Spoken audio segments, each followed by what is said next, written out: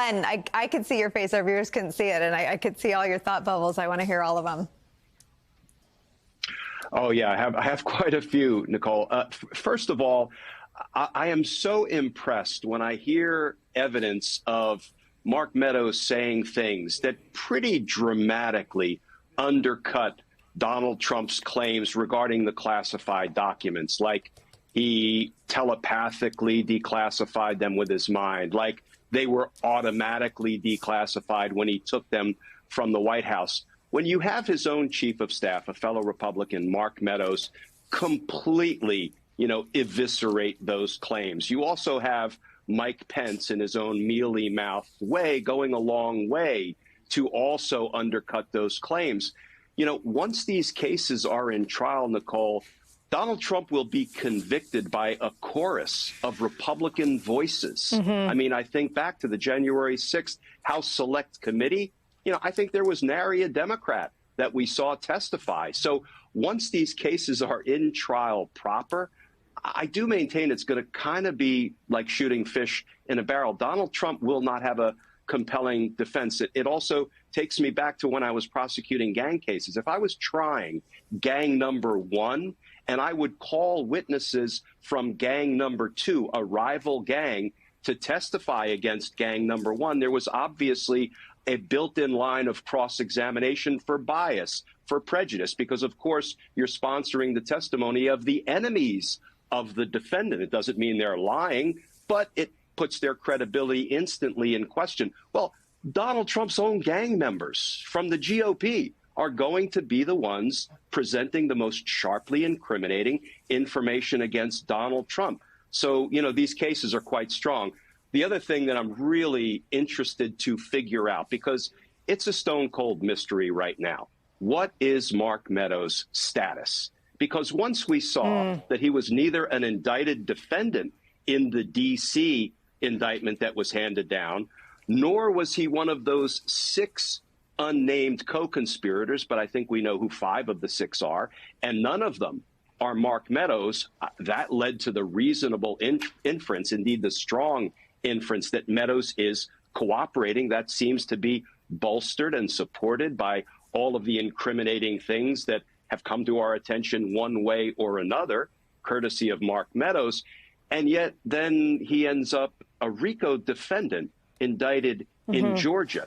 So ordinarily, I can tell you, when I was a prosecutor in D.C. and I was investigating or prosecuting somebody who had criminal liability in other jurisdictions, which was not that unusual. People may have been committing crimes, across the district line in Prince George's or Montgomery County, or across the river in Arlington and Alexandria in Virginia. We, the prosecutors in the various jurisdictions, would communicate early and often, and we'd work very hard to come up with what we call a global plea agreement, because that's the cleanest and tidiest way to deal with somebody who will become a cooperating witness. Have all of the jurisdictions get together and deal with all of the criminal exposure that a particular defendant who aspires to be a cooperating witness might have. Well, that doesn't seem to be the way it has played out thus far with respect to Mark Meadows. So I am keenly interested to see how Mark Meadows ends up in this sad saga.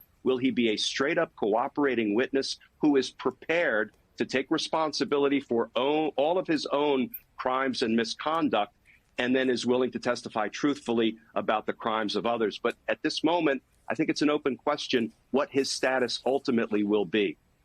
Yeah, I mean, David, his status is a mystery. My best guess is his status is a client of George Terwilliger. That's the only reason it's a mystery, because his conduct is so clear from Cassidy Hutchinson's testimony. I mean, the gang analogy is interesting because Meadows is the one that makes clear that when it came to gangs, Trump stood with the insurrectionists on the day of January 6th. And he said to his own lawyers, he thinks Mike deserves it. That's the White House chief of staff who thinks that Mike deserves it. It was being hung. Yeah, Nicolle, look, I think Glenn's question is a very good one. And I'm curious if the vice is just not tight enough yet on Mark Meadows, because I served with Mark Meadows. I know Mark Meadows, and I believe today that Mark Meadows has sung like a canary already to Jack Smith. And I say that because he is somebody that holds himself out with a bit of a compass. Now, that requires you to skip past the fact that he went to work for Donald Trump, which holds all these moral questions in and of itself. But he is somebody who considers himself to have a certain amount of compass. And I also just don't think he's somebody that wants to go to prison for Donald Trump. I think he's in that category of people who say, wait, if my personal jeopardy, my personal freedom are on the line, I'm happy to talk about Donald Trump. And so with that in mind, you know, what I am curious about is this move by Mark Meadows to try to move the Georgia matter to federal court avoids the substantive matter, avoids the substantive question. It raises this federal question if he can get out in federal court without addressing the hard questions in Georgia. And I actually think that's consistent with him having cooperated with Jack Smith. I guess I'd have a question a bit for Glenn or John's reporting. Could Jack Smith actually support that removal from state court to federal court? Because at the end of the day, what I truly, truly believe about Mark Meadows is he's cooperating and he's going to give up the president. John Karl. Well, I don't know about supporting the effort to move the case in Georgia, but I do know this. Donald Trump fought mightily to try to keep Mark Meadows from testifying. He invoked executive privilege. They went to court to try to keep him from testifying, and ultimately they failed, which is why Meadows at least initially agreed to talk to the special counsel under subpoena. So I don't know. I mean, the big question that both of you are raising is there a cooperation agreement? Is there something more? But what we can see from this reporting we've done at ABC is at the very least, Meadows has been speaking to investigators of the special counsel's office, and he has been, at least in the classified documents case, answering questions with apparent candor.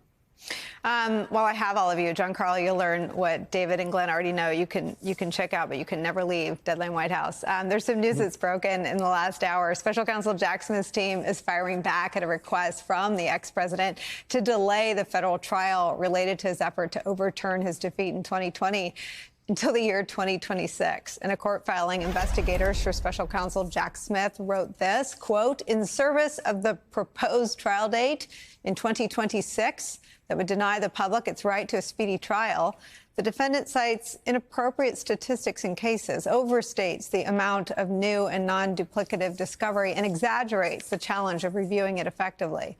Neither the discovery nor any other factor raised by the defense impedes a fair trial on the schedule proposed by the government. Jack Smith's team has previously proposed beginning jury selection in December with a proposed trial date in January 2024. Glenn, your thoughts? It's pithy. It doesn't seem impatient, but it seems quite direct. I love Jack Smith's straightforward, no-nonsense court filings. I can't tell you, Nicolle, how many times, and I've probably been guilty of this myself, my brother across the bar seems to misapprehend the subtleties. No, none of that with Jack Smith. He calls it the way he sees it. And I think the defense team, Donald Trump's defense team, has made his job a little easier in that regard, because I don't think you're engaged in legitimate lawyering when you come back with a counter proposal saying, let's kick this case 2.5 to 3 years down the road. I don't think that's a straight-faced request. It makes Donald Trump's defense lawyers sound more like assistant campaign managers. And I think it might actually boomerang on them and have the effect of Judge Chutkan setting a far earlier trial date than a later trial date. So I don't think these tactics are going to play well either with Jack Smith or Judge Chutkan.